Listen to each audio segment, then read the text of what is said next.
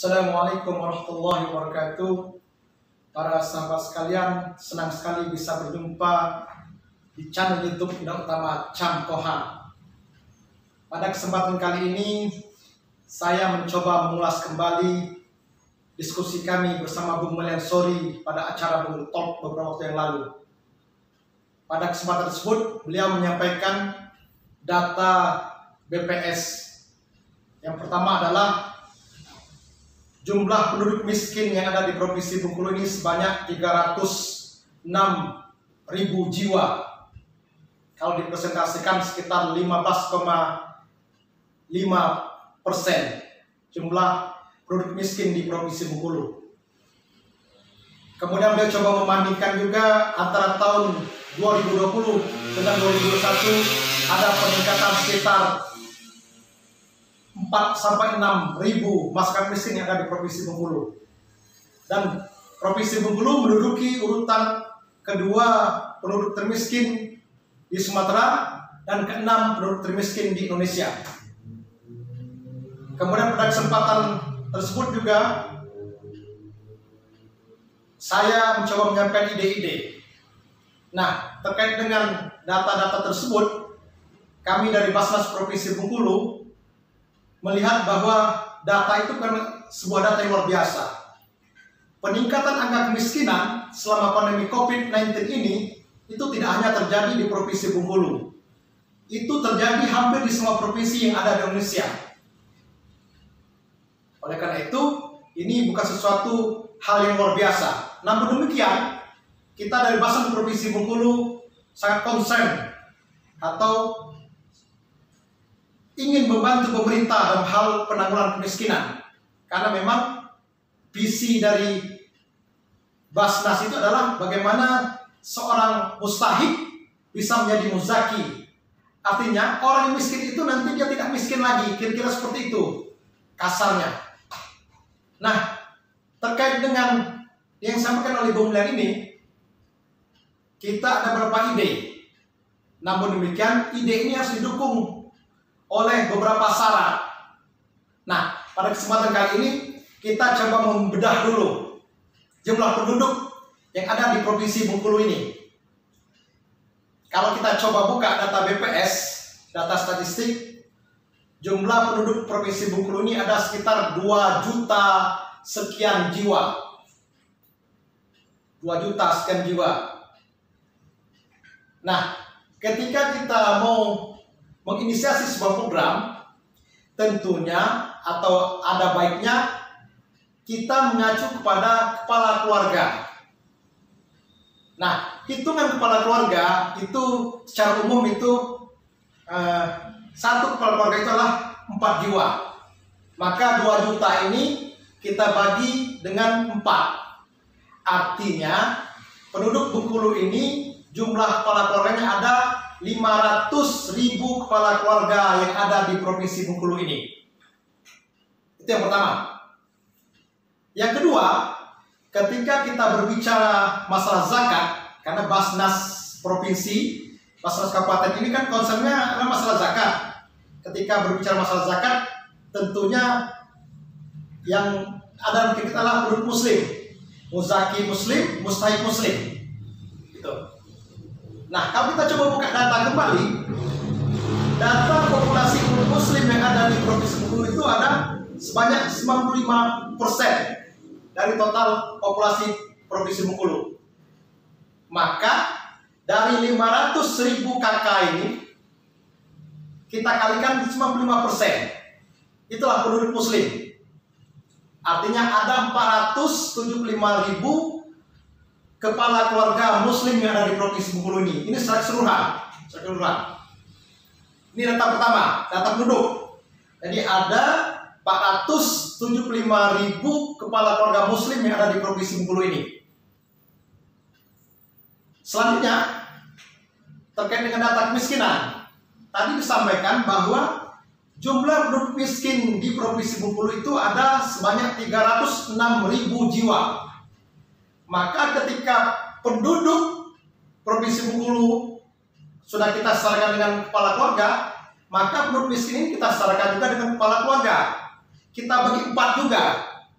Maka ada sekitar 76.500 kepala keluarga yang miskin.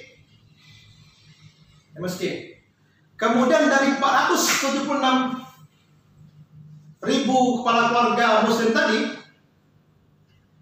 kita asumsikan jumlah KK tadi yang 76.500 KK ini adalah miskin. Kita anggap ini adalah yang miskin muslim semua, biar kita enak hitungnya. Maka kalau yang miskin adalah 16%, berarti yang tidak miskin, yang tidak masuk dalam kategori penduduk miskin, kakak miskin, itu ada sekitar 84%. Maka 84% ini kita kalikan dengan angka 475.000 kepala keluarga muslim tadi. Maka akan muncul angka 399.000 kepala keluarga muslim yang statusnya adalah muzaki. Nah, masalah muzakinya nanti berapa, itu kita akan bicara lebih lanjut. Namun kita asumsikan para muzaki muslim ini pendapatannya ya 6 juta lah minimal, 6 juta. Dan kita ketahui zakat provinsi itu adalah 2,5%. 2,5% kali 6 juta itu ada sekitar 150.000 zakatnya. Maka potensi zakat penduduk muslim yang berhak, yang sudah wajib mengenai zakat itu kita kalikan 150.000 kali 399.000 KK. Maka nilainya 59.850 juta setiap bulan, atau hampir 60 miliar setiap bulannya. Potensi zakat yang terkumpul dari penduduk muslim yang bukan kategori miskin tadi. Tapi ini baru prediksi para pemirsa sekalian. Untuk pastinya tentu kita akan butuh penelitian dengan dukungan sebuah pihak. Artinya ketika Basnas ini optimal, itu ada potensi 60 miliar setiap bulan yang akan terkumpul di Basnas provinsi dan Basnas kabupaten kota. Nah, terkait dengan potensi zakat ini, kemudian jumlah penduduk miskin tadi 76.500 KK ini, jadi kalau kita coba inisiasi, coba dorong dengan sebuah program, maka kita akan ada beberapa program. Program yang pertama adalah pemberian bantuan modal usaha kepada para mustahik ini, 10 juta setiap kepala keluarga. Tentunya ketika bicara masa program, itu tidak akan selesai dengan Basnas. Jadi program pemberian modal usaha ini kita akan berkolaborasi dengan lembaga amil zakat nasional lainnya, berkolaborasi dengan organisasi sosial keagamaan, berkolaborasi dengan lembaga kemanusiaan yang ada di Provinsi Bengkulu ini. Karena tanggung jawab kemiskinan itu, tanggung jawab penanggulangan kemiskinan itu bukan hanya tanggung jawab pemerintah, bukan hanya tanggung jawab Basnas, tapi tanggung jawab kita semua lembaga yang konsen terhadap penanggulangan kemiskinan. Maka dari potensi hampir 60 miliar sebulan ini, kalau kita coba bagikan ke jumlah penduduk miskin, maka sebulan itu akan tercover 5.955